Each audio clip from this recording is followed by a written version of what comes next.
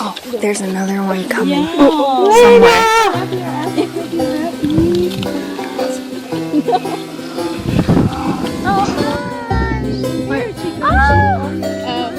Ooh. Do the video. Food. Oh, What's her name? Luna. Hi, Luna. About to start. Last month, I visited Cotton Branch Farm Animal Sanctuary. It's a nonprofit organization whose mission is to rescue, rehabilitate, and provide refuge for farm animals in need. My job was to help with reconstruction following Hurricane Matthew, and I got to play with the animals. The farm currently provides a safe haven for over 100 animals, including pigs, turkeys, chicken, ducks, goats, sheep, horses, and cows. They might all look fine and dandy right now, but that was not always the case.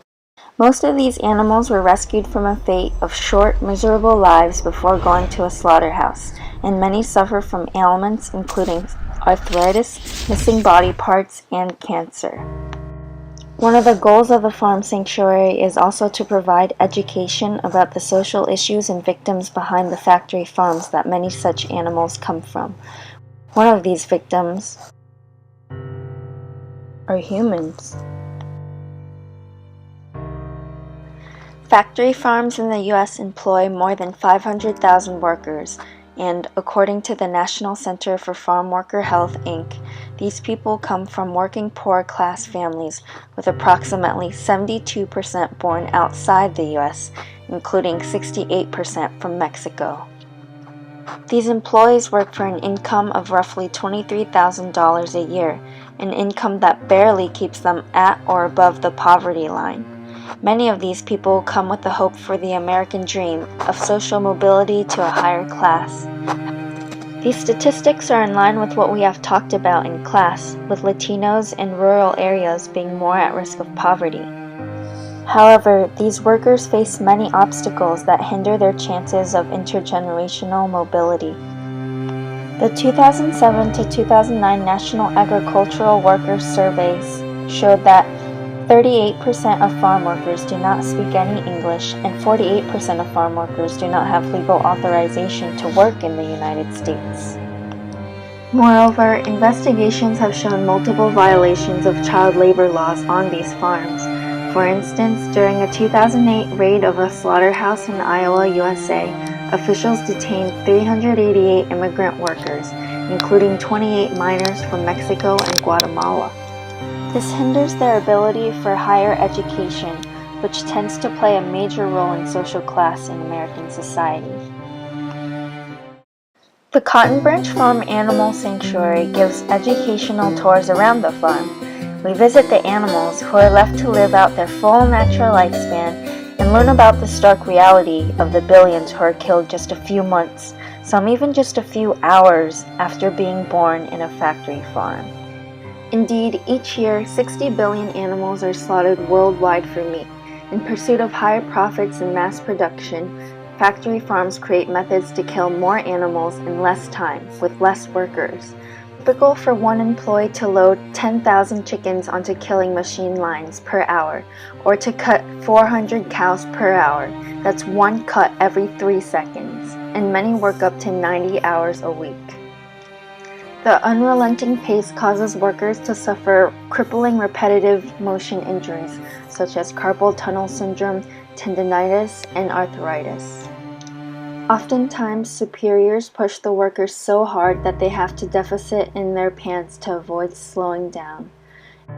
In the Human Rights Watch report, Blood, Sweat, and Fear, Workers' Rights in U.S. Meat and Poultry Plants, factory farm and slaughterhouse workers interviewed revealed how superiors maintained the social stratification of the industry by inducing constant fear of force and by use of force.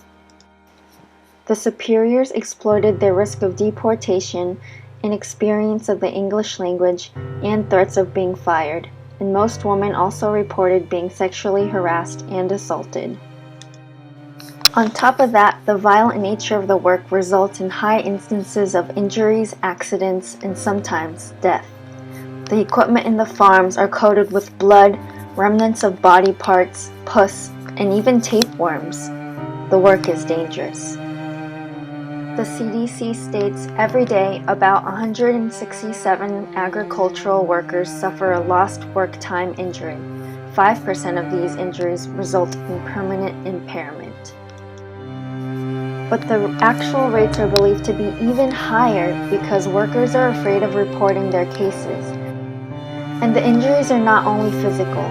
Workers must stab, kill, commodify, confine, shock animals day in and day out.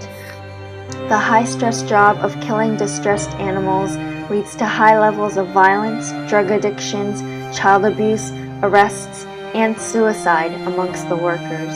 People are traumatized.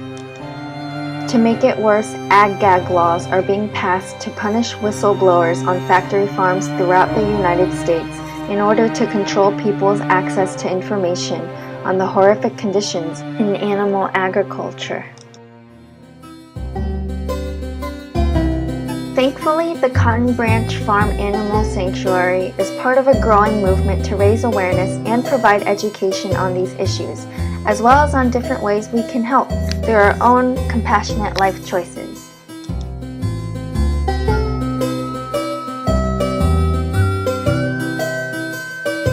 To schedule a tour or to learn more about Cotton Branch, please visit www.cottonbranch.org.